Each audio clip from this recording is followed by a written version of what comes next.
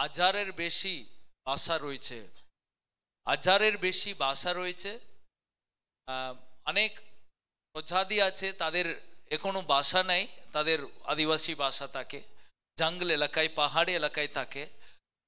তার মধ্যে আজকে বাইবেল যে অনুবাদ করা হয়েছে সেটা মাত্র খুবই অল্প সংখ্যায় অফিসিয়াল ল্যাঙ্গুয়েজ, যেমন বাংলা, হিন্দি, আসামি, তেলুগু, এরকম যে মেইন ভাষাতে বাইবেল অনুবাদ করা হয়েছে। এই ছাড়া আরো যারা এমন কিছু ভাষা আছে সেই ভাষাতে কোনো বাইবেল নাই। যেমন মনোজ পাস্টার যেখানে থাকে ত্রিপুরা, ওই ভাষার নাম ককবড়। ওই ককবড় ল্যাঙ্গুয়েজে কোনো বাইবেল অনুবাদ করা হয়নি, কিন্তু ওটা বিশাল বড় স্টেট, অনেক কয়েক লক্ষ মানুষ ওখানে বাস করে, ওখানে অনেক প্রজাতি মানুষ ওখানে জঙ্গল এলাকায় থাকে। তো অনেক ভাষা আছে, সেখানে কোনো বাইবেল অনুবাদ করা হয়নি। তার মানে এটা আমরা জানবো যিশুর প্রচার আজকে অনেক জায়গাতে ছড়িয়ে যায়নি। তো আজকে আমরা মণ্ডলী পেয়েছি, আজকে আমরা যিশুকে পেয়েছি, আমাদের জীবনে একটা প্রেমময় ঈশ্বরকে আমরা পেয়েছি। তিনি আমাদেরকে ভালোবাসেন, তিনি আমাদেরকে আর রাস্তা দেখিয়েছেন, তিনি আমাদেরকে উত্তম পথ দেখিয়েছেন, তিনি আমাদেরকে দেখিয়েছেন ঈশ্বরের আসল ভালোবাসা। কারণ এই মণ্ডলীতে এসে আমরা প্রভু যিশুকে আমরা পেয়েছি। কিন্তু আজকে আমরা এই বিষয় নিয়ে আমরা একটু ধ্যান করি, কি উদ্দেশ্যেই প্রভু যিশু জন্মগ্রহণ করেছেন। কেন আমি এই বিষয়টি আজকে প্রচার করি? কারণ বড়দিন বেশি দূরে নাই, সবাই বড়দিনের জন্য প্রস্তুত হব। খুবই আশির দিন, আনন্দের দিন, আমরা প্রস্তুত হব। বড়দিন আমরা আনন্দ করব, আমরা নতুন জামাও পরতে পারি, আমরা খাওয়া দাওয়া করব, অনেক কিছু আনন্দ ভোগ করব। কিন্তু আমাদেরকে জানতে হবে আসল বড়দিনের মূল্যটা অন্য কিছু নাই, প্রভু যিশুই। প্রভু যিশু ছাড়া বড়দিন নাই। প্রভু যিশুর মূল্যটা যদি আমরা না দিই, তাহলে বড়দিন পালন করে কোনো কাজ হবে না। ওটা কি বিশাল কিছু পৃথিবীকে দেখাবার জিনিস নেই? আমি বিশাল কিছু প্রভুকে ভালোবাসি। তো প্রভু যিশু যদি বড়দিনে যদি না থাকেন, প্রভু যিশুর যে তিনি কাজ করে যে পথ দেখিয়েছেন সেই বিশ্বাস যদি বড়দিনে যদি না থাকে, তাহলে বড়দিন পালন করে কারো কোনো কিছু হবে না। বাইবেলে একটা কথা লিখেছে, তুমি সমগ্র পৃথিবী যদি তুমি ঘুরলে কিন্তু নিজের প্রাণটাকে যদি তুমি হারিয়ে ফেললে, তার মানে তোমার নিজেকে তুমি গুরুত্বই দিল না, তুমি নিজেকে ভালোই বাসলে না, তুমি নিজেকে প্রভুর কাছে উৎসর্গ করলে না, তুমি বিশাল কিছু করলে, তোমার আত্মাকে তুমি হারালে, তোমার কি লাভ? আপনি সব কিছু করলেন, আপনি আপনার স্বামীকে দেখাশোনা করছেন, আপনার ছেলেকে দেখাশোনা করছেন, কিন্তু নিজের খেয়াল রাখলে না, নিজের খেলে না, নিজে ঠিক মতো ঘুমালে না, আপনি কদিন বাঁচবেন? আপনার স্বামী বেঁচে থাকবে 90 বছর, কারণ আপনার জীবন দিয়ে তাকে যত্ন করলেন। আপনার ছেলে বেঁচে থাকবে বেশি দিন, কিন্তু আপনি কতদিন বেঁচে থাকবেন? আপনি তাড়াতাড়ি চলে যাবেন। কেন? কারণ আপনি নিজেকে খেয়াল রাখেনি। ঠিক তেমনি আপনি সমগ্র জগতের আপনি প্রভুর কথা বলুন, কিন্তু নিজেকে যদি আপনি না প্রস্তুত করে রাখেন, তাহলে আপনার কাছে কোনো ভ্যালিউ নাই। ঠিক তেমনি যিশু যদি আমাদের মধ্যে যদি না থাকে, আমাদের মণ্ডলীতে যদি না থাকে, আমাদের উৎসবে যদি না থাকে, আমরা যে পালন করি বড়দিন তার মধ্যে যদি না থাকে, তাহলে ওই বড়দিন কিন্তু বড়দিন যেন হতেই পারে না। তাতে আমরা কোনো কিছু প্রভু আমাদেরকে দিতে পারবে না। কিন্তু আমরা এটা যদি জানি কি উদ্দেশ্যেই আমরা প্রভু যীশু খ্রিস্টকে অনুসরণ করি, কি উদ্দেশ্যে প্রভু যীশু খ্রিস্টের জন্ম হয়েছে, সেই বিষয় যদি স্পষ্ট করে যদি আমরা পরিষ্কার জানতে পারলে, তাহলে আমরা বড়দিন পালন করলেও আমাদের কাছে কোনো অসুবিধা হবে না। কারণ আমাদের কাছে বড়দিন প্রতিটি দিনও যীশু খ্রিস্টের জন্মদিন। প্রতিটি দিনই যীশু খ্রিস্টের জন্য আমি নতুন নতুন নতুন ঈশ্বরের স্তুতি করব। আমার শুধু বছর একদিন বড়দিন নাই, বছরে একদিন বড়দিন পালন করার লোক আছে, কিন্তু তাদেরকে আমি সাইড করে রেখে দিচ্ছি। কিন্তু আমার ক্ষেত্রে আমার কাছে প্রতিটি দিনই বড়দিন, প্রতিটি দিনই যীশু খ্রিস্টের জন্মদিন। কি করে? কি করে আমি বলবো প্রত্যেক দিন আমার কাছে যীশু খ্রিস্টের জন্মদিন? আমি একদিন উৎসর্গ করলাম, উৎসব মানলাম, ও একদিন আমি লাফালাফি করলাম, একদিন, তার মানে বছরে একবার খেলে হয়ে যাবে? একদিন শুধু পেট ভরে বিরিয়ানিটা খেয়ে নেবেন, আর বাকি মাসগুলো, বাকি দিনগুলো খেতে হবে না, কেমন থাকবেন? একদিন বিরিয়ানি খেলে 12 মাস বেঁচে থাকবেন? আপনাকে 3 বেলা খেতে হবে, প্রত্যেকটি দিন খেতে হবে। ঠিক তেমনি একদিন ঈশ্বরের জন্মদিনটা নাই, আমি প্রভুর জন্মদিন পালন করছি, আমাকে প্রত্যেকটি দিন পালন করতে হবে। একদিন প্রার্থনা করলে হবে না, প্রত্যেকটি দিন প্রার্থনা করতে হবে। একদিন বাইবেল, বছরে একবার বাইবেল পড়লে হবে না, প্রত্যেকটি দিন বাইবেল পড়তে হবে। বছরে একবার আমি সুন্দর সেজে এলে হবে না, আমাকে প্রতিদিন সেজে আসতে হবে। তার মানে 365 দিনই আমার কাছে বড়দিন, বড়দিন, বড়দিন। আমেন। 365 দিনই যীশু খ্রিস্টের জন্মের কথা আমাকে ভাবতে হবে। প্রিয়, বাইবেলে প্রভু যীশু কথাও তিনি বলেছেন, এই বছরে একবার আমার জন্মদিন পালন করবে।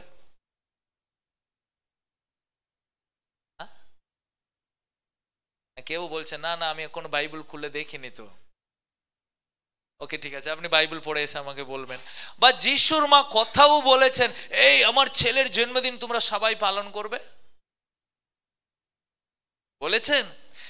তিনি শিষ্যদের সঙ্গে অনেক বছর দেখেছেন, কিন্তু কথাও যিশুর মা মরিয়ম বলেনি, আমার ছেলের জন্মদিন তোমরা সবাই পালন করবে, বছরে একবার সব উৎসবও করবো, যিশুর জন্মদিন ছাড়ো। ঠিক আছে, যিশু বলেনি, যিশুর মাও বলেনি। আচ্ছা, যিশুর শিষ্যও কোথায়, কোন জায়গাতে, কোন মণ্ডলীতে যিশুর জন্মদিন পালন করেছেন? বাইবেলে, করন্থীয় পুস্তকে, গালাতীয় পুস্তকে, এফেসীয় পুস্তকে, বা এমনকি প্রকাশিত বাক্যতেও কোথাও যখন বলেছেন এই যীশু খ্রিস্টের জন্ম তোমরা পালন করো? তাহলে আমরা কেন করছি? বাইবেলে কোথাও কোন জায়গাতে উল্লেখ করেনি, কিন্তু বাইবেলে একটা কথা উল্লেখ করা আছে, তোমরা সর্বদাই আনন্দে থাকো। ফিলিপিও 4:4। আমি আবার বলছি, তোমরা সর্বদাই আনন্দতে থাকো। তাহলে প্রভু এইটা বলছে তোমরা সর্বদাই আনন্দতে থাকো, প্রভু এটা বলেনি তোমরা বছরে একবার বড়দিন পালন করো। তো তার মানে আমরা 25 তারিখ ডিসেম্বর, ওটা একটা লাল খালি পড়ে গেছে, ওটা ছুটি, গভর্নমেন্ট হলিডে, যিশুর জন্মদিন উপলক্ষ করা হয়, পালন করা হয়, আমরাও পালন করব। কিন্তু আমরা উদ্দেশ্য জানতে হবে, যিশু খ্রিস্ট পৃথিবীতে জন্মগ্রহণ করার মূল উদ্দেশ্য। কারণ প্রিয়, আপনি বাইবেলটাকে যদি আপনি ভালোভাবে যদি পড়েন, যিশু খ্রিস্টের জন্মটাকে শয়তান পছন্দ করেনি। কেন? কারণ যিশুর জন্মের আগে থেকেই শয়তানের পছন্দ ছিল না যেন যিশু পৃথিবীতে আসুক। যদি দেখি, যখন মরিয়মের বিয়ে ঠিক হয়েছিল, মরিয়মের এনগেজমেন্ট ঠিক হয়ে গেছে জোসেফের সাথে, কিন্তু বিয়ের হওয়ার আগেই মরিয়মের পেটে সন্তান চলে এসেছে, গর্ভবতী, প্রেগন্যান্ট সিস। সো জোসেফ জানতে পেরেছে যে মরিয়ম ওখানে পেটে বাচ্চা হয়ে গেছে।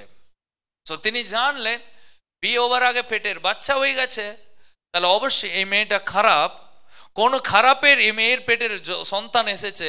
তাই জোসেফ গোপনে গোপনে মরিয়মকে ছেড়ে দেওয়ার পরিকল্পনা করছেন। তো শয়তান জোসেফের মতো একটা নেগেটিভ চিন্তাকে ঢুকাচ্ছে, তোমার স্ত্রী খারাপ, তোমার স্ত্রীকে ফেলে দাও, কারণ ওই মেয়েটা যদি ছেড়ে দাও তাহলে অবশ্যই ও ডিপ্রেশনে পড়বে, মা, তার পেটের বাচ্চা ক্ষতি হয়ে যাবে, এ পৃথিবীতে যিশু আসবে না, ও কার জন্য বেঁচে থাকবে না, প্রভুর প্রচার করবে না। সো শয়তান জোসেফের মতো একটা নেগেটিভ চিন্তা দিল। কিন্তু স্বর্গদূত এসে জোসেফকে বলেছে, জোসেফ, মরিয়মকে বিয়ে করো, কারণ ওর পেটে থাকার সন্তান ঈশ্বর দিয়েছে, ওটা পবিত্র সন্তান, ওটাকে তুমি কোন রকমের মেয়েটাকে ছেড়ে দিও না। জোসেফ জেনে ওকে বিয়ে ঠিক করেছে, বিয়ে হয়ে গেল। কিন্তু তবু শয়তান তাকে হাল ছাড়েনি। আমি ভাবছিলাম ভেঙে দেব, আবার ঠিক আছে বিয়েটা হয়ে গেছে, কিন্তু তার পেটে তাকে থাকতে দেব না। ওকে, এবার অ্যাটাক করতে গেলে ডেলিভারির সময় অ্যাটাক করতে হবে।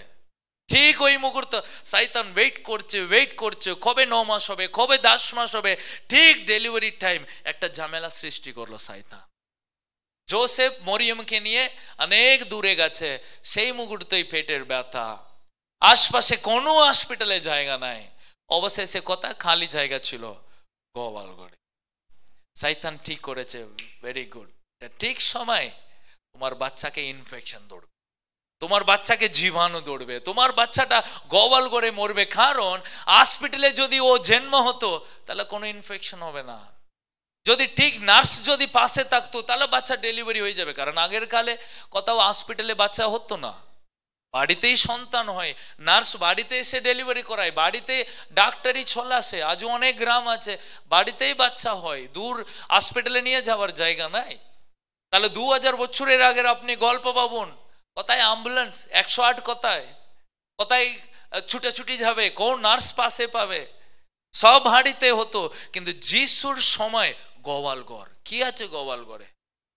আনছি না প্যাড, না ওখানে কোনো ন্যাপকিন, না ওখানে কোনো মুছার কাপড়, কি আছে ওখানে? শুধু নোংরা, দুর্গন্ধ, গরু ছাগল চারিদিকে নোংরা জিনিস। যিশুর মা ওখানে বসে আছে। অবশ্যই জোসেফ ভেবেছে আমি সত্যি একটা ভালো বাবা নাই, আমার স্ত্রীকে কি বিপদে ফেলে রেখেছি। তো ওদের কোনো সমস্যা নাই, কারণ শয়তান চাইল না ডেলিভারি হোক। ডেলিভারি হলে নোংরাতে ডেলিভারি হোক, যাতে তোমার বাচ্চা পোলিও অ্যাটাক হোক, যাতে বুয়া হোক, না কোনো ইনফেকশন হয়, ও নিখুঁত বাচ্চা যেন না হয়, তাতে আমার ইচ্ছা পূর্ণ। তবু শয়তান জিতলো না, বাচ্চাটা হয়ে গেল, সুন্দরভাবে হলো, কারণ প্রভু তাকে রক্ষা করেছে। প্রিয়, অনেক সময় ভালো ভালো হসপিটালে সন্তান হয়, জান্ডিস হয়ে আইসিইউতে চলে যায়। কিন্তু আমার যিশু গোয়াল ঘরে জন্ম হয়ে হসপিটালে যায়নি, আইসিইউতে যায়নি, তাকে কোনো পোলিও ইনজেকশন দেওয়া হয়নি, তাকে কোনো টিকাকরণ ইনজেকশন দেওয়া হয়নি, তাকে কোনো ইনজেকশন দেওয়া হয়নি। আমার যিশুর কোনো ইনফেকশন হয়নি। কেন? আপনার বাচ্চা গোয়াল ঘরে হোক হসপিটালে হোক ওটা ব্যাপার নাই, প্রভু আপনার সঙ্গে থাকতে হবে। তাহলে আপনি যেখানেই থাকেন সেখানে প্রভু আপনাকে নিরাপদে রাখে। Amen, hallelujah. তো যিশুকে শয়তান নষ্ট করার চাইলো ডেলিভারি সময়, ওকে বলো না। এবার শুধু লক্ষ্য করছি যিশু বড় হচ্ছে, কোথাও না কোথাও বাবা মার কাছ থেকে সরাবো। যিশুর বয়স 12, জেরুসালেমে গেছে ঘুরতে, বিশাল উৎসব হচ্ছে জেরুসালেমে। জেরুসালেম থেকে বাবা মা ফিরে এসেছে, কিন্তু ছেলে আসেনি। যিশু ওখানে থেকে গেছে, ভিড়ের মতো হারিয়ে গেছে। যিশুর বাবা মা ভেবেছে ও কোথায় আত্মীয় কাকা মামি মামির সঙ্গে ঘুরে বেড়াচ্ছে, বন্ধুদের সঙ্গে আসছে। একদিন হলো, 2 দিন হলো, 3 দিন হলো, কিন্তু যিশু বাড়িতে আসেনি। লুক পুস্তকাতে এই 2তে পড়বেন, বাবা মা চিন্তায় পড়ে গেছে, যিশু কোথায়? যিশুকে খুঁজতে তার আবার 3 দিন যাত্রা করে আবার জেরুসালেমে যেতে হবে। তারা মনে করেছে যিশু নিখোঁজ, কারণ শয়তান ভাবছে বাবা মার কাছে থেকে যিশুকে সরাবো। পেটের ভিতরে ক্ষতি করার চেষ্টা করলো, হলো না। জন্ম হয়ে গেল, জন্মের সময় ক্ষতি করার চেষ্টা করলো, সেটাও হলো না। এবার চেষ্টা করছে বাবা মার কাছে থেকে একে সরিয়ে দিলে অনাথ হয়ে যাবে, বাবা মার কাছ থেকে আলাদা করে দিলে অনাথ হয়ে যাবে। যে অনাথ হবে তাহলে ঈশ্বরের কাজ করতে পারবে না। ওকে অনাথ করাবার চেষ্টা করলো, বাবা মা ওকে খুঁজে পায়নি। 3 দিন হয়ে গেছে। লুক পুস্তক 2 বাড়িতে পড়বেন, আমি গল্প শার্ট করে দিচ্ছি। 3 দিন পরে যিশুকে তারা মন্দিরে গিয়ে খুঁজে পেয়েছে। আবার শয়তান হেরে গেছে, আবার নিয়ে চলে এসেছে। কিন্তু যিশুর উপরেই শয়তানের সব চোখ থাকে। যিশুর উপরে থেকে শয়তান কখনো চোখটাকে সরায়নি, কারণ যিশু টার্গেট শয়তানের। কারণ ওকে পৃথিবীতে আমি থাকতে দেব না। ওকে জন্ম হয়েছে ঠিক আছে, তুমি বড় হওয়ার সময় তুমি বেঁচে গেছো, কিন্তু তোমাকে প্রচার কাজ করতে দেব না। প্রলোভনে ফেলার চেষ্টা করলো, 40 দিন উপবাসের পরে প্রলোভনে ফেলার চেষ্টা করলো, লোভ দেখালো যিশুকে, কোন রকমের তার আন্ডারে রাখার চেষ্টা করলো, তবু যিশুকে ও কিছু করতে পারলো না। একদিন যিশু প্রচার করতে শুরু করলেন, লোকজন সব পাথর ছুঁড়ে মারতে গেল। শয়তান ভাবলো এটা সঠিক সময়, সবাই পাথর ছুঁড়ে ওকে মারো, ওকে এক্ষুনি মেরে ফেলে দাও। তবু যিশুকে পিতা বাঁচালেন। তার একটা টাইম এলো, শয়তান তবু ছাড়েনি। ছোট্ট থেকে লক্ষ্য করে করে করে করে করে ঠিক একদিন সময় এলো, সবাই যিশুকে ঘিরে দৌড়ে গ্রেফতার করে নিয়ে গেল, রাজার সামনে ফেলে দিল। সবাই বলছে ক্রুশে দাও। কেউ বলেনি ওই শব্দটা, ওই ক্রুশে দাও শব্দ উচ্চারণ করেছে শয়তান একজনে, সবাইকে জাগিয়ে করেছে। ওই বরবাসকে, বারবাস, ও হচ্ছে সবচেয়ে 2 নম্বর লোক, যিশুর সময় ও ও ও টেররিস্ট, ও লোকদেরকে খুন করে, হত্যা করে, চুরি করে বলছে, সবাই বলছে ওই বারবাসকে আমাদের জন্য স্বাধীন করে দাও, রিলিজ করো, যিশুকে গ্রেপ্তার করো। কে যিশু? তিনি উদ্ধারকর্তা, তিনি মুক্তিদাতা, তিনি কোনো অন্যায় করেনি। কে বারবাস? ও সবচেয়ে 2 নম্বর চোর, নাম্বার 1 চোর যুগদিদের। সবাই বলছে ওকে ছেড়ে দাও, যিশুকে গ্রেপ্তার করে জেলে বড়। সবাই উঠেছে, খারাপ লোকে সবাই ভালোবাসলো, কিন্তু ভালো লোকে সবাই বলছে ক্রুশে দাও। পৃথিবী তো ঠিক তেমনি, শয়তানে পৃথিবীতে আপনাকে আপনাকে খারাপ লোকে শয়তান বলে ও ভালো, কিন্তু আপনাকে বলবে খারাপ, কারণ আপনার মুখ থেকে শয়তান কখনো আপনাকে ক্ষতি করার চেষ্টা, ও কখনো ছাড়বে না আপনাকে। শেষ মুহূর্ত তাবা খেলি না, চেস বোর্ড, ওখানে না কাইন্ড মুভ করতে একটা জায়গা থাকে রাজাটাকে না চেক করার। তখন যখন ও একটা রানীকে রাখবে, রাজাটাকে চেক করে তখন বলবে চেক। তার মানে কি জানেন? তার মানে ওর যে শত্রুর রাজাকে কোথাও সরাতে পিছাতে পারবে না, ডান দিকেও নাই বাম দিকেও না এগোতে পারবে না, মানে ও গিরে দৌড়ে নিয়েছে এই শত্রুর জল। ওই জন্য ওকে বলা হয় খেলাতে চেক। চেক মানে বাস, তুমি আর মুভ করতে পারবে না, তুমি আউট, তুমি হেরে গেছো। ঠিক সেইভাবে শয়তান যিশুকে চেক করলো, তাকে ক্রুশে দিয়ে, বারবাসকে রক্ষা করে। শয়তান ছোট্টবেলা থেকে যিশুর জন্ম থেকে অপেক্ষা করে করে করে করে শেষ মুহূর্ত সফল পাওয়ার সময় এসেছে, যিশুর মৃত্যুর সময় ক্রুশেও দিয়ে দিয়েছে। শেষ মুহূর্তে লুসিফার দাঁড়িয়ে যিশুকে এটাই বলছে, হো তুমি তো ঈশ্বরের পুত্র, নেমে এসো তো। খুব খেলা দেখালে ছোট্টবেলাতে, আমি তোমার মায়ের পেটে থেকে আমি তোমাকে ক্ষতি করার চেষ্টা করলাম, কিন্তু তুমি আমার চোখ থেকে দূর হয়ে দূর হয়ে দূর হয়ে কত দূর ফালাবে, পৃথিবী তো আমার। আজকে আমার সামনে যিশু তুমি জ্বলছো, এবার তুমি নিজেকে রক্ষা করো। একটা মুহূর্তে গোটা পৃথিবী ভেবেছে শয়তান জিতে গেছে, ওই একটা কারণে 3 ঘন্টা পৃথিবী অন্ধকার ছিল। কিন্তু কেউ জানে না যে পাথর দিয়ে মারবে সে পাথর দিয়ে গুড়ে তোমাকে মার।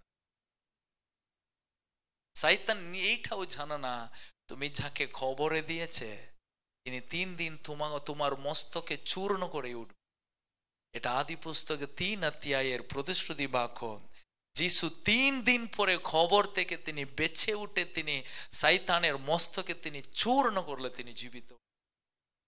যে শয়তান যেখানে যে ক্রুশে তাকে দেওয়া হয়েছে, যিশু ঘুরে সেই ক্রুশকে যিশুকে ওই ক্রুশে যিশু দিয়ে দিলেন।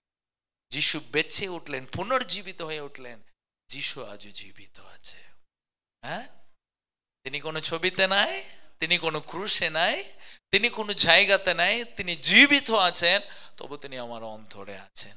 প্রভু ওই এই জন্মদিন পালন করার জন্য যিশুর পিছনে শয়তান কোনোদিনও হাল ছাড়েনি। আপনি কি ভাবছেন শয়তান আপনাকে আরামে ছেড়ে দেবে? যিশুকে ও ছাড়লো না।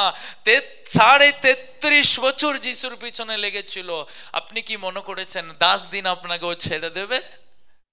2 দিন আপনাকে ছেড়ে দেবে? আপনাকে আর কিছু করবে না, আপনি বিন্দাস থেকে যাবেন, যা খুশি তাই করবেন?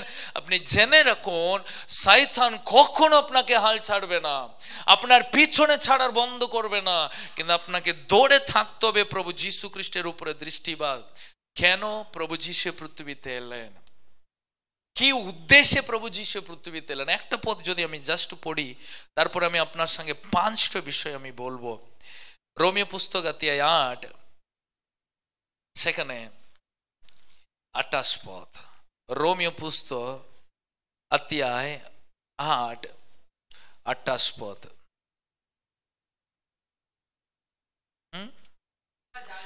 আমরা জানি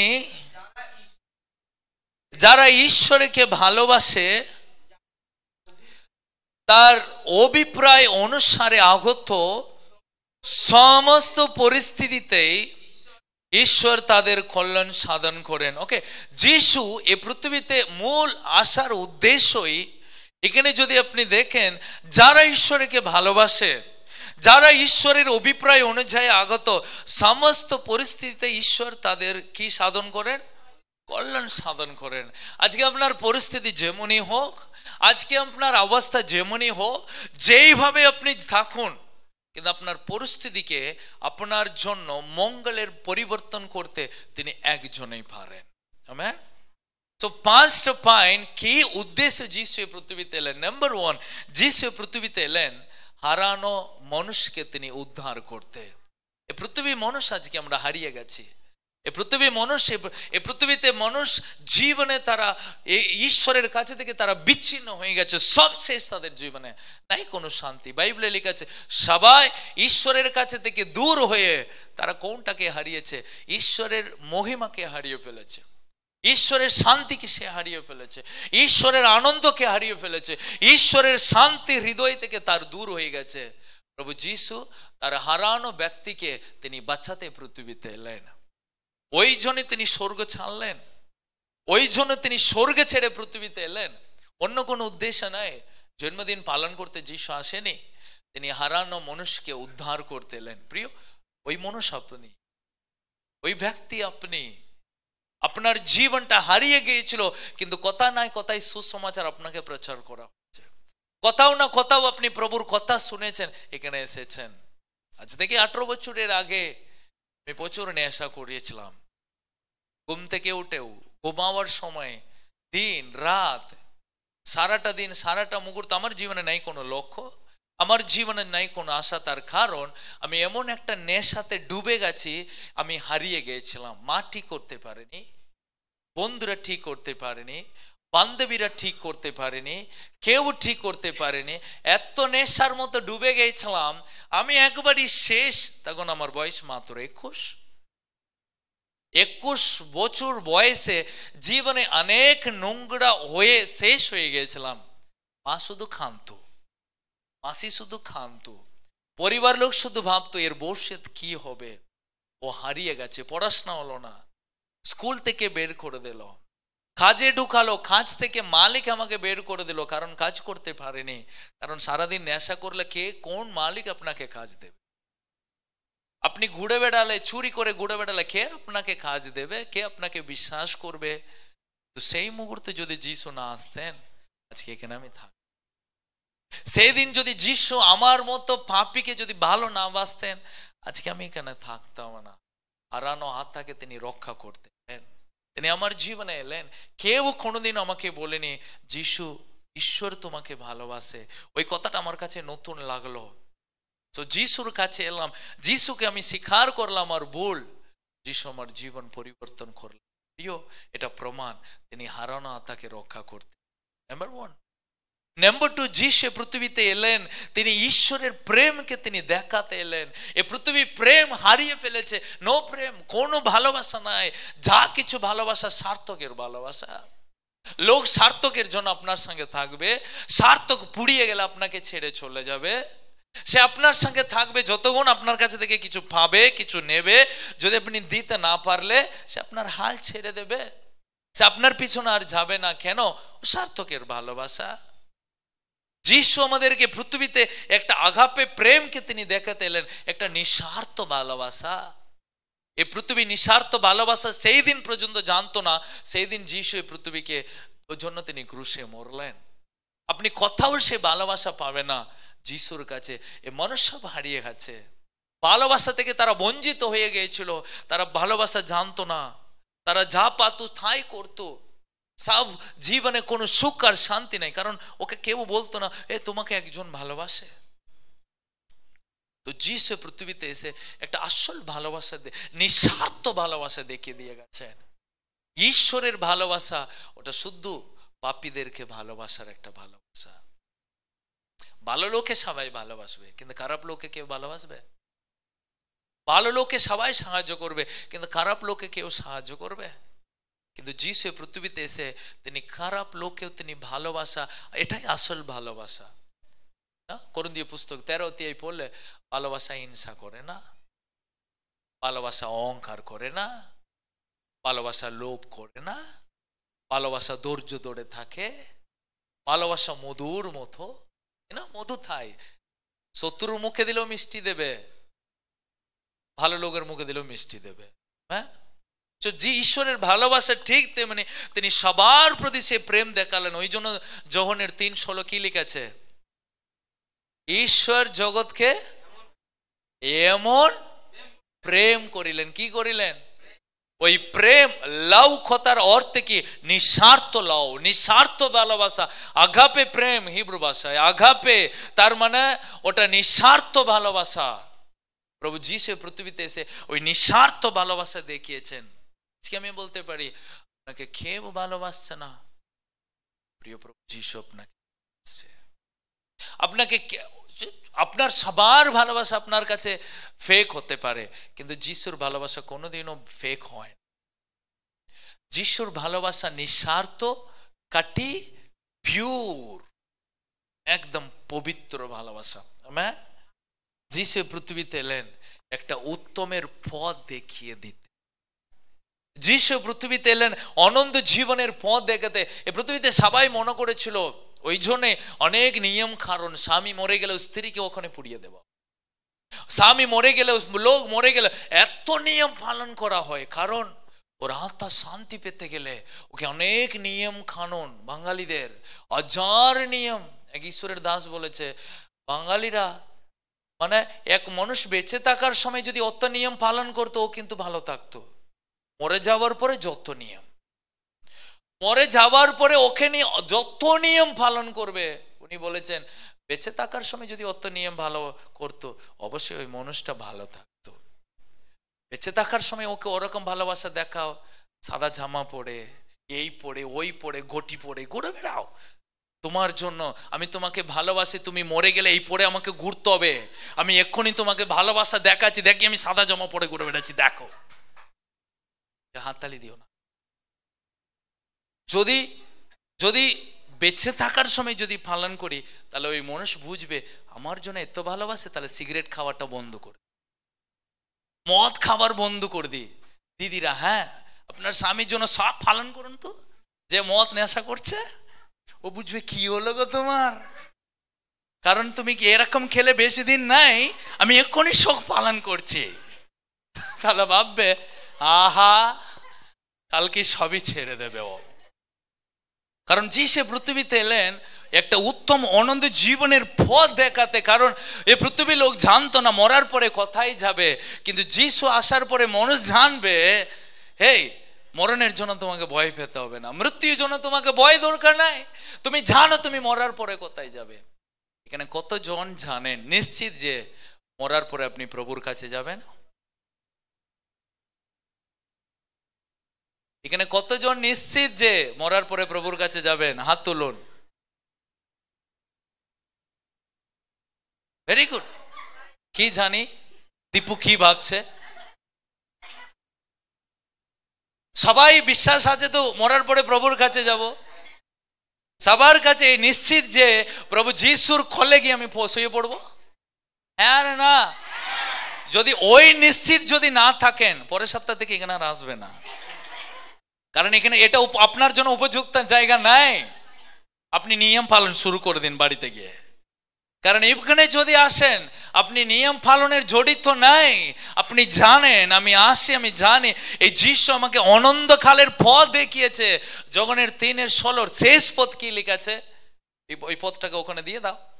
যখন তো সুন্দর টিভি বাক্য দেখতে পারবেন ওখানে, এখানে লেখা আছে যে কেউ তাকে বিশ্বাস করে সে বিনষ্ট না হয় কি লাভ করবে? কি জীবন? অনন্ত জীবন নাই, অনন্ত জীবন। কিছু টান দিয়ে কি জীবন? ইটারনাল লাইফ, অনন্ত জীবন। কোনো শেষ নাই ওখানে, কোন এন্ড বলে কিছু নাই, কোন সীমা বলে কিছু নাই, একদম শেষ যে বিশ্বাস করবে অনন্ত জীবন শেষ পর্যন্ত, ওর কোনো শেষ নাই। যিশু পৃথিবীতে এলেন সে অনন্ত জীবনের পথ দেখাতে। নাম্বার 3। নাম্বার 4, যিশু পৃথিবীতে একটা সঠিক উদাহরণ দেখাতে, একটা সঠিক উদাহরণ কিভাবে তোমাকে জীবন যাপন করতে হবে। আমার জীবনে কোনো উদ্দেশ্য ছিল না, যিশু আসার পরে আমার জীবনে বেঁচে থাকার একটা উদ্দেশ্য হয়েছে। কিসের জন্য তুমি বেঁচে আছো? কি উদ্দেশ্যে তুমি জীবন যাপন করছো। প্রিয়, আপনি একটা ট্রেনে চাপবেন, আপনি ট্রেনে যখন চাপবেন আপনি টিকিট কাটবেন।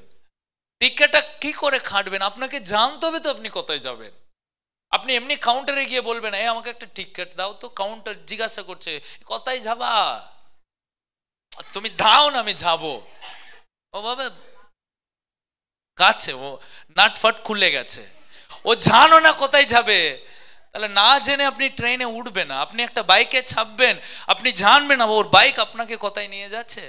আপনি অজানা মানুষের পিছনে ছাপতে যাবে না, অজানা জায়গাতেও আপনি যাবেন, আপনি জানেন বাস কোথায় যাচ্ছে, আপনি জানেন ট্রেনে উঠছেন, ও ট্রেন একটা জায়গায় গিয়ে দাঁড়াবে, ওটা আপনার মঞ্জিল, ওটা আপনি পৌঁছে দেওয়ার মন্দস্থ যাই, ওখানে গিয়ে নামবেন। কিন্তু আজকে অনেক বিশ্বাসী জানো না ও কেন বেঁচে আছে। কেন? কারণ উদ্দেশ্যই জানা না, জীবনের উদ্দেশ্য। কিন্তু প্রভু যীশু সেই উদ্দেশ্যটা খুললেন। প্রভু যীশু এই উদ্দেশ্যটা দেখিয়ে দেন কি কারণে মৌমিতা দিদি পৃথিবীতে এসেছে, কি উদ্দেশ্যেই সুশান্ত দাই পৃথিবীতে রয়েছে, কি উদ্দেশ্যে এই সুমন্ত মাজিলে পৃথিবীতে এসেছে।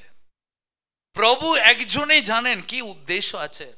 একজন বসে আছে, ও যদি যিশুর কাছে না আসতো এখানে বসে থাকতো? কোথায় বসে থাকতো? কোথায়? ক্লাবে, রায়নে একটা ক্লাবে বসে বসে, আজকে তো রবিবার দিন সকাল ছুটি, তো সন্ধ্যাবেলা সিনেমাতে যাই করতো না? আমিও তাই করতাম। এই তো এখানে বসে আছে ছোট মাল, আজকে যদি রবিবার দিন, রবিবার দিন আমরা চাঁদা তুলি, একটু ফিস্টিটা করি গা বাহান পাড়ায়, এই মেয়েগুলো সব চলে আসবি সন্ধ্যাবেলা, নাচ ফাঙ্গান আছে করে ঘুরে বেড়াতো, ওরকম করে থাকতো। তাহলে যিশু এসেছেন আজকে এখানে বসে আছে, কারণ যিশু তাকে একটা উদ্দেশ্য দেখিয়ে দিয়েছে তুমি কিসের জন্য। তাহলে যিশু পৃথিবীতে আসার কারণ প্রত্যেকজনের জীবনে উদ্দেশ্যটাকে দেখিয়ে দেওয়ার। জীবনটা এইভাবে থাকতে হবে, এইভাবে জীবন যাপন করতে হবে। তোমার জীবনে একটা উদ্দেশ্য আছে, তুমি কি করতে হবে। প্রভু যিশু আপনাকে মায়ের গর্ভে মনোনীত করেছে। আপনি ভাববেন না প্রভু আপনাকে 30 বছর 40 বছরে মনোনীত করেছে। একটা মা কখন জানবে তার পেটে বাচ্চা এসেছে?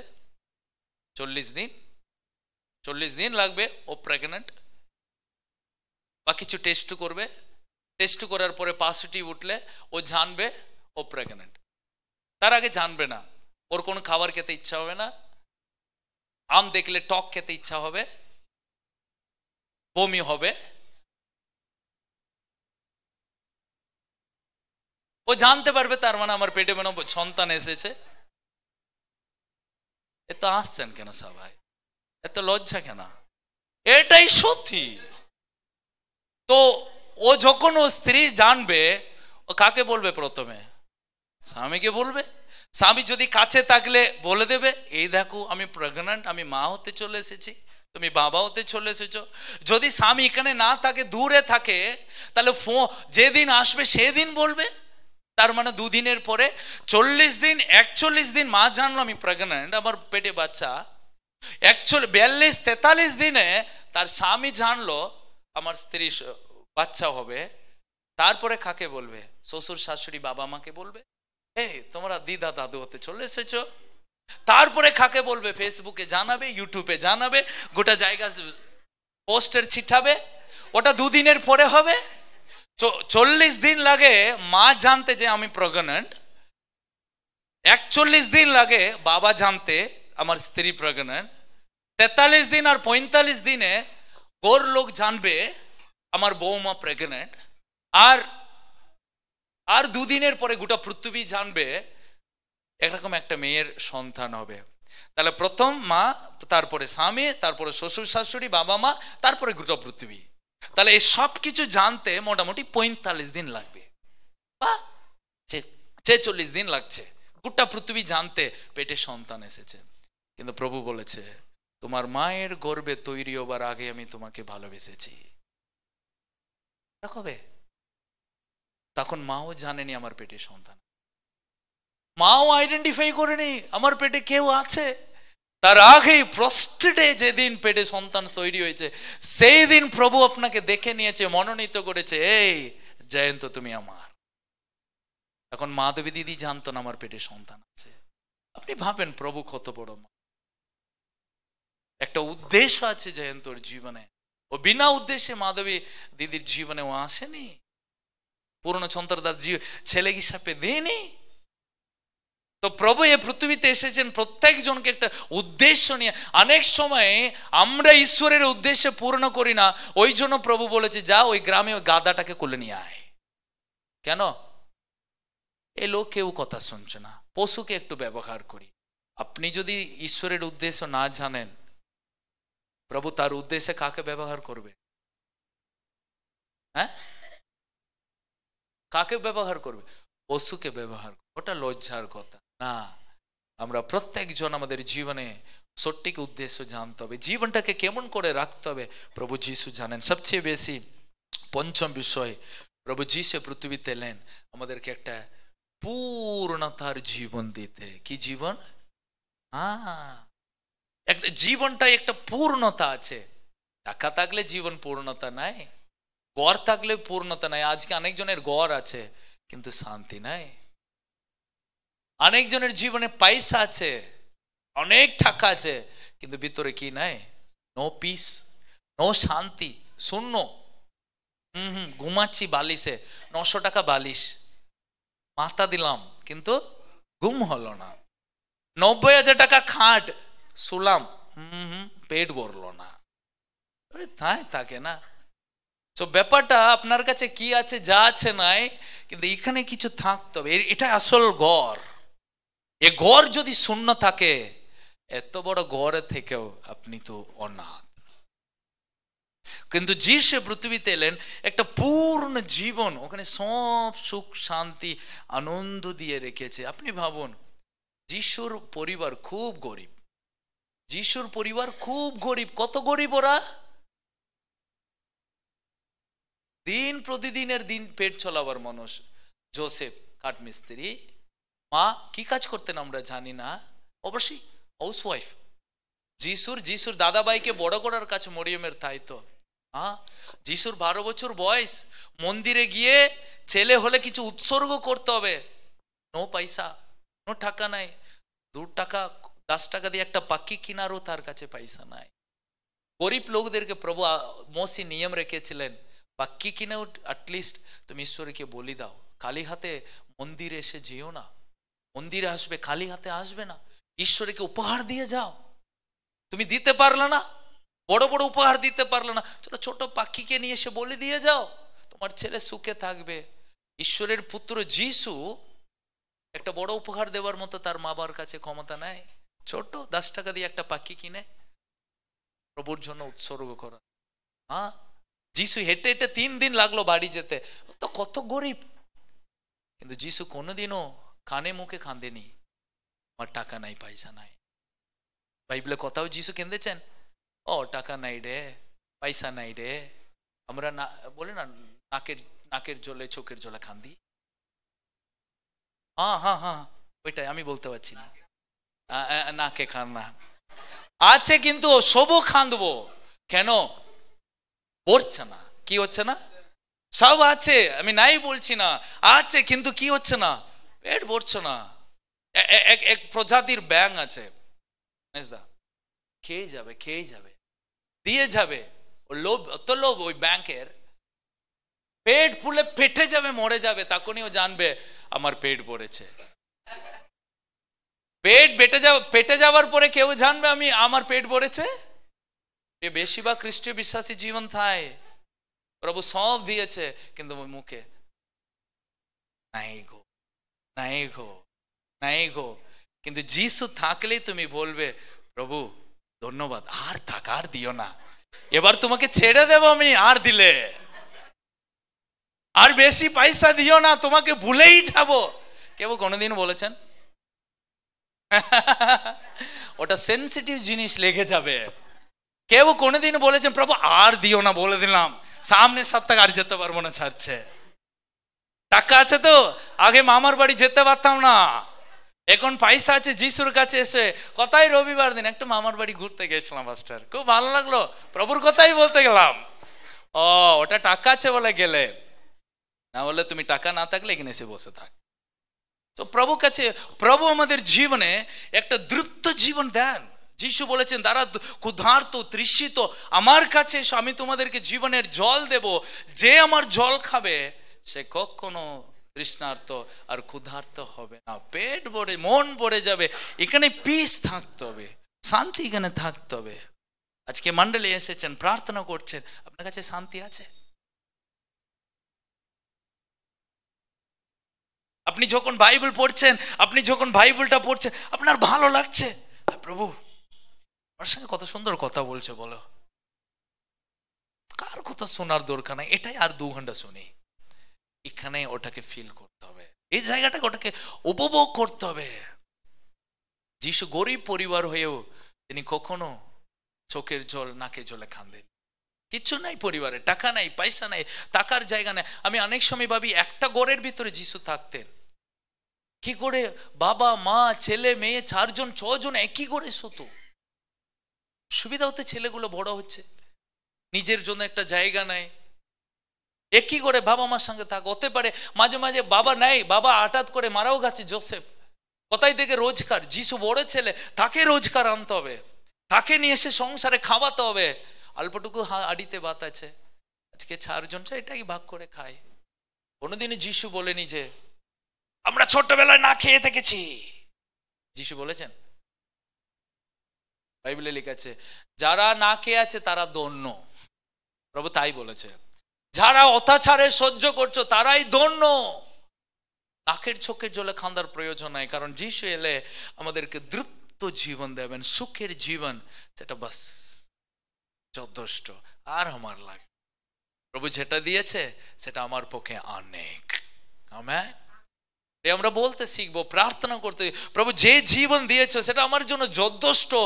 না লোভে পড়ে মানুষ পাপে পড়ে, লোভে পড়ে মানুষ বিপদে পড়ে, লোভ করতে গিয়ে মানুষ অনেক দুর্ঘটনায় ফেলে যায়। প্রিয়, লোভে পড়বেন না জীবনে। প্রভু যেটা দিয়েছে তাতে প্রভুকে ধন্যবাদ দিন, কিন্তু যিশু আপনার কাছে থাকলে আপনি সন্তুষ্ট হয়ে থাকবেন। তাহলে এই সব বিষয়, 5টা বিষয়, তিনি হারানো আত্মাকে তিনি উদ্ধার করতে এলেন, তিনি ঈশ্বরের আগাপে ভালোবাসাকে পৃথিবীতে দেখাতে এলেন, অনন্ত জীবনের পথ দিতে এলেন, এবং তিনি সঠিক উদাহরণ কিভাবে জীবন যাপন করতে হবে, প্রত্যেক জনের উদ্দেশ্য আছে। এবং 5ম বিষয়, তিনি জীবনকে তৃপ্ত করতে এলেন। এবার রোমি 8:28 যদি পড়ি ভালো লাগে। আমরা জানি যারা ঈশ্বরকে ভালোবাসে, যারা তার অভিপ্রায় অনুসারে আহত, সমস্ত পরিস্থিতিতে ঈশ্বর তাদের কল্যাণ সাধন।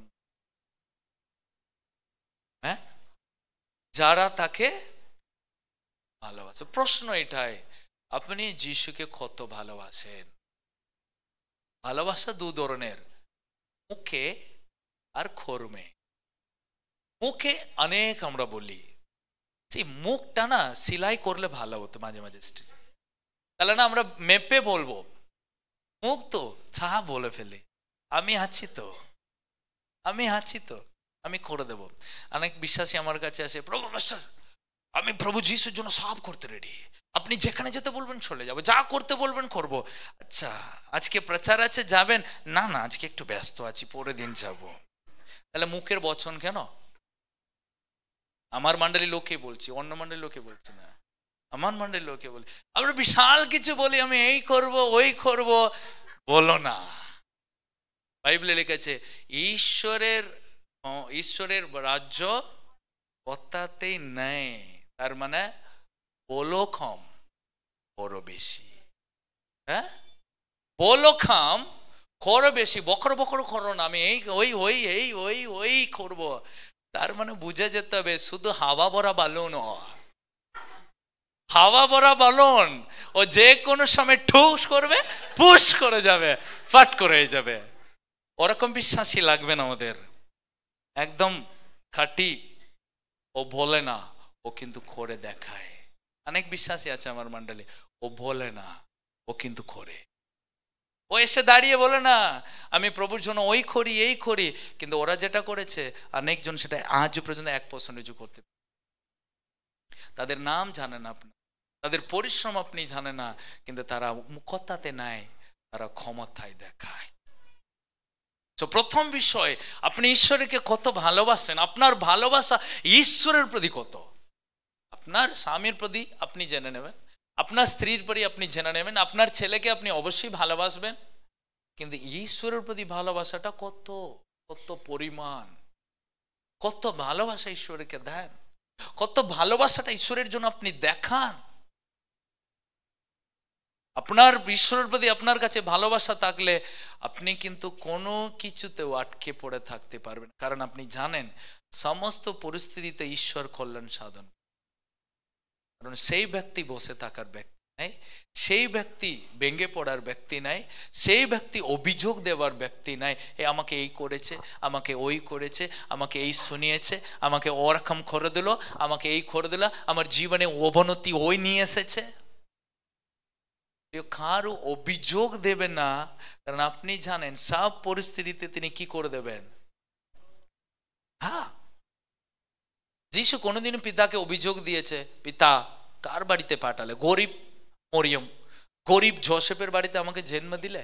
তুমি এর তো একটু কমন সেন্স থাকতে হবে। একটা রাজার বাড়িতে জন্ম দিলে আমি এত সুখে শান্তিতে লোকদেরকে প্রভুর কথা বলতাম।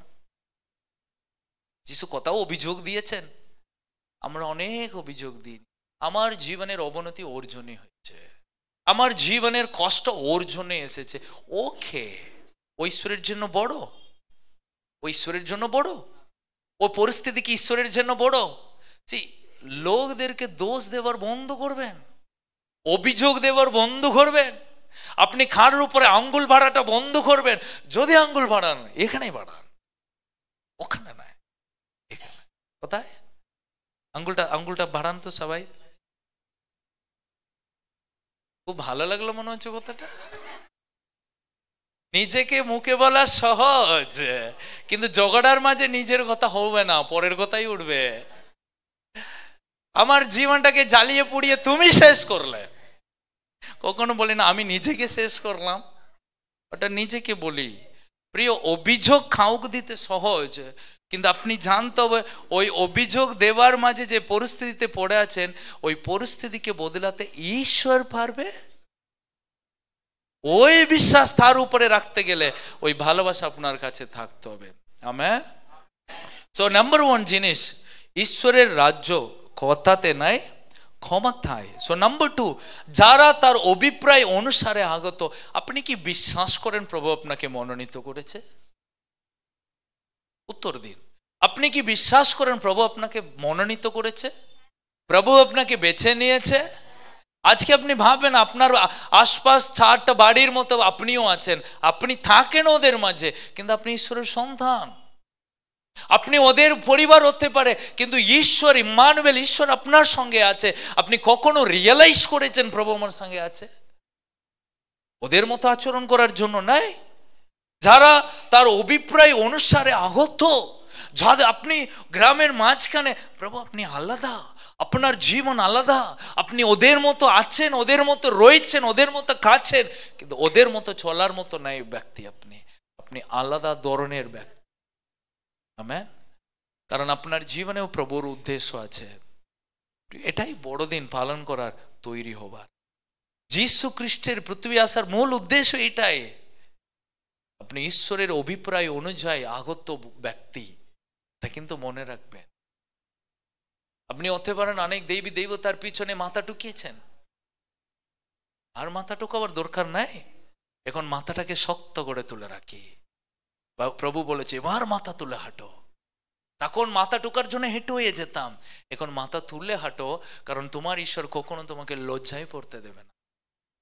তোমার ঈশ্বর কখনো তোমাকে নিচে হেঁটে হয়ে যেতে দেবে না। তোমাকে প্রভু কখনো অন্য লোকদের হাতে হাত পাততে দেবে না। প্রভু সব জুগিয়ে দেবার ঈশ্বর। আমেন। আমরা অনেক সময় আপনি খেয়ে আপনি নিজেও জানি না, লোকদের হাতে হাত পেতে ঘুরে বেড়ান। আপনি আমাকে একটু দেবে, একটু দেবে, একটু দেবে।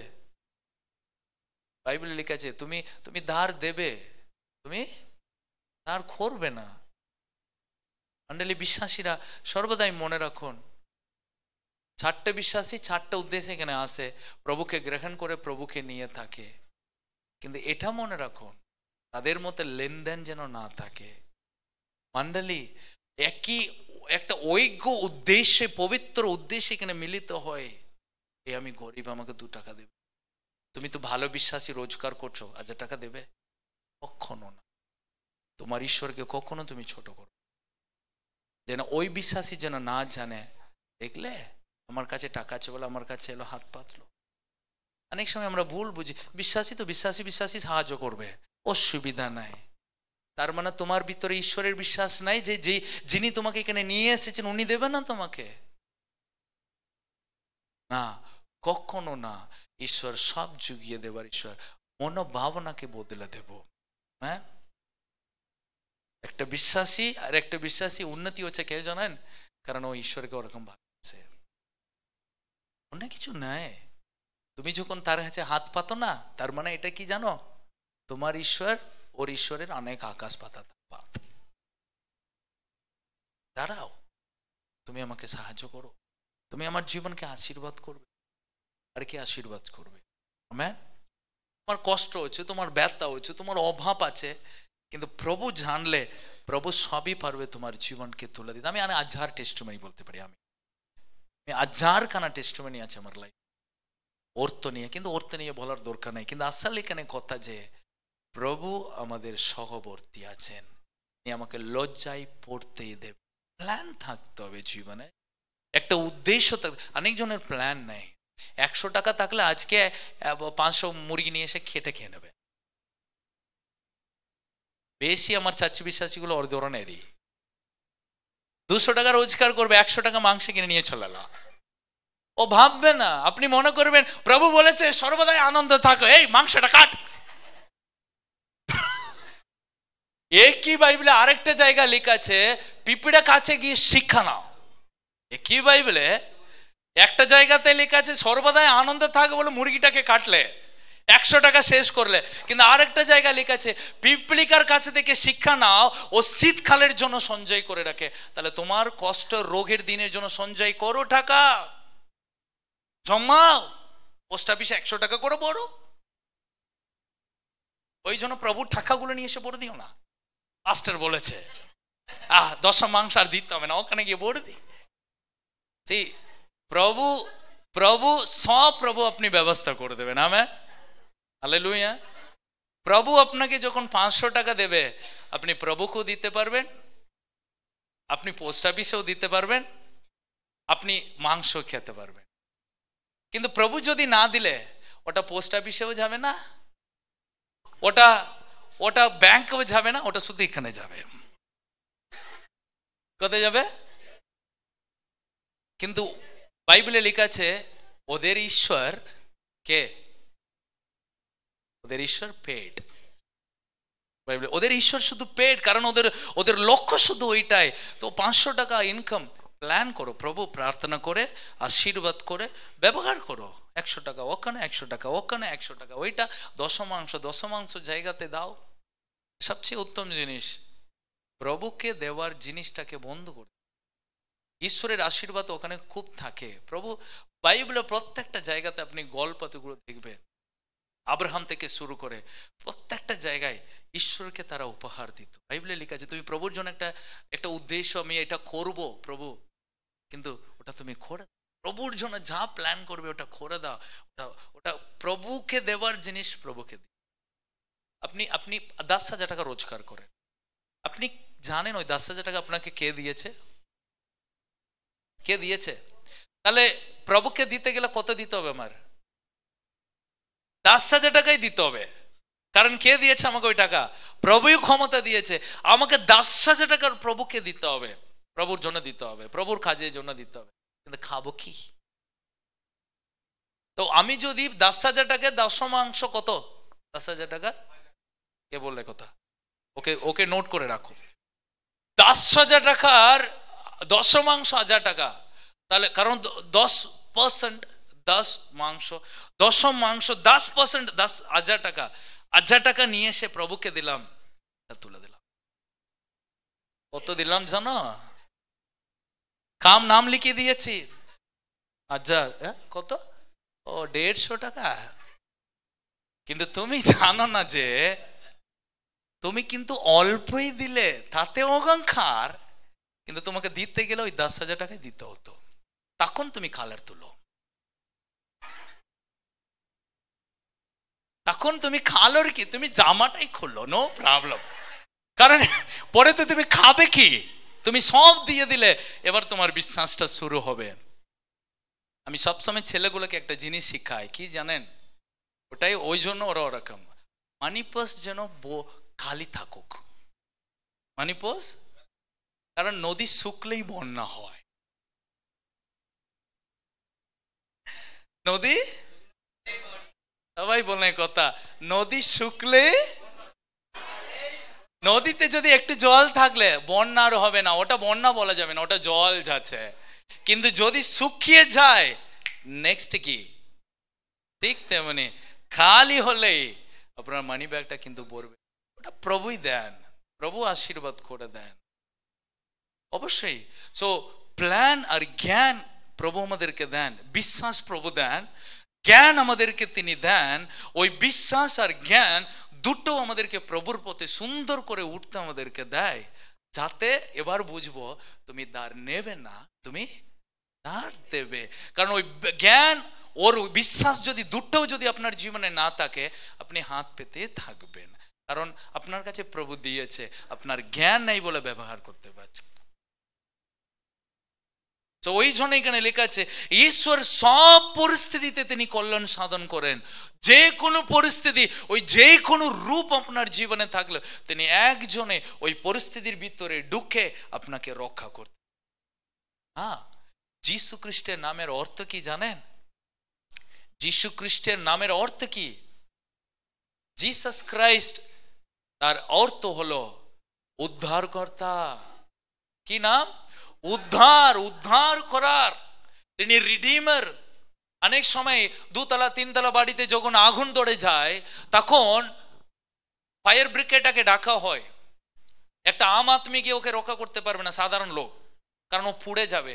একটা রেস্কিউ টিম আসবে, ও কিন্তু আগুনে যেন ঢুকলেও না পোড়াবার মতো একটা জামা পরে নেবে। ওই জামা পরে ওই 4 তলা 5 তলা বিল্ডিং এ ঢুকে ওখানকার লোকগুলোকে উদ্ধার করে নিয়ে আসে, ওদেরকে বলে রেস্কিউ টিম। বাকি সবাই দাঁড়িয়ে হাঁ করে দেখবে, মাগো ওরা মরছে, কেউ যেতে পারছে না। কিন্তু রেস্কিউ টিম জীবনটাকে চ্যালেঞ্জে রেখে ওরা ওই আগুনের ভিতরে গিয়ে রক্ষা করে। তাই যিশু, তাই রিডিমার, ওটাই উদ্ধারকর্তা।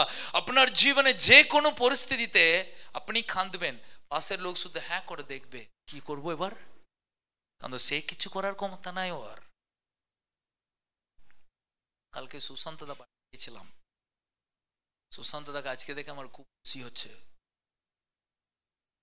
প্রচুর হাঁপাচ্ছে, এত হাঁপাচ্ছে মনে হচ্ছে যে দিদি বলছে এক্ষুনি হার্ট ফেল করে দেবে। দিদি বিন্দাস গল্প, আমার সঙ্গে বিন্দাস গল্প হচ্ছে, আমি না শুধু অবাক হয়ে গেছি।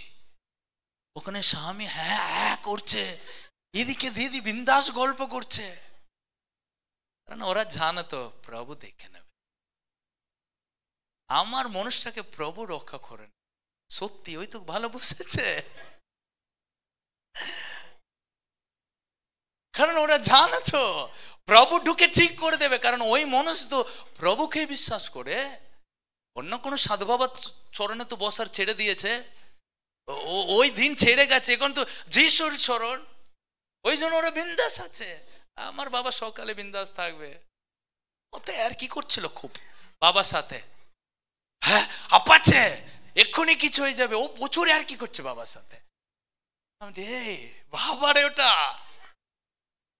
কিন্তু ওরা জানে প্রভু আছে আমাদের পরিবারে, আমার বাবা চাঙ্গা হয়ে উঠবে। তিনি চাঙ্গা হয়ে উঠেছেন, হাততালি দি প্রভু মহা।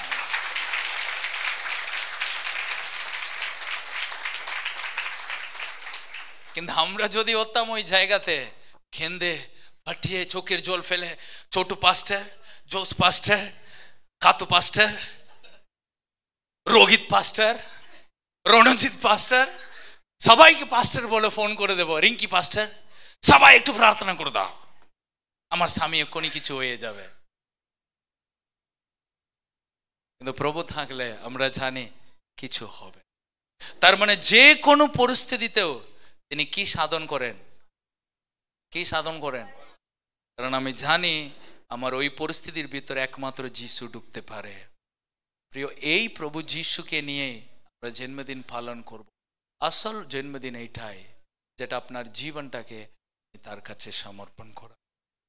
আসুন আমরা চোখ বন্ধ করি, প্রভুর দিকে তাকাই। ধন্যবাদ প্রভু, বিশেষ করে আজকে প্রভু কি উদ্দেশ্যে প্রভু তোমার জন্ম হয়েছিল পৃথিবীতে। প্রভু সেই 5টা বিষয় আমরা শুনলাম। হারানো আত্মাকে রক্ষা করতে, ঈশ্বরের নিঃস্বার্থ প্রেম দেখাতে, এবং অনন্ত জীবনের পথ দেখাতে, এবং প্রভু একটা সঠিক প্রভু গো উদাহরণ প্রভু আমাদের জন্য দেখাতে, এবং একটা পরিতৃপ্ত হয়ে জীবন যাপন করতে প্রভু কিভাবে। তাই প্রভু আমাদের জীবনে প্রত্যেকটা পরিস্থিতিতেও তুমি কল্যাণ সাধন করার ঈশ্বর। আমরা তোমাকে বেশি ভালোবাসতে শিখতে চাই প্রভু। আমাদের কেমন তোমাকে ভালোবাসি, কথায় না ক্ষমতায়। আমরা কথায় ভালোবাসবো না, আমরা ক্ষমতায় যেন তোমাকে ভালোবাসতে পারি প্রভু। তোমার উদ্দেশ্যকে যেন আমরা পুরোপুরি জেনে পূর্ণ করতে সাহায্য করো। সকল মণ্ডলীকেও সে ঐশ্বরিক জ্ঞান আর বুদ্ধি দিয়ে ভরপুর করে ভরে দাও। যিশু তোমার পবিত্র নামে এ প্রার্থনা আমরা চাই, আমেন। এখন একটা গান করা হবে, তখন প্রভুর জন্য আমরা দান দেব।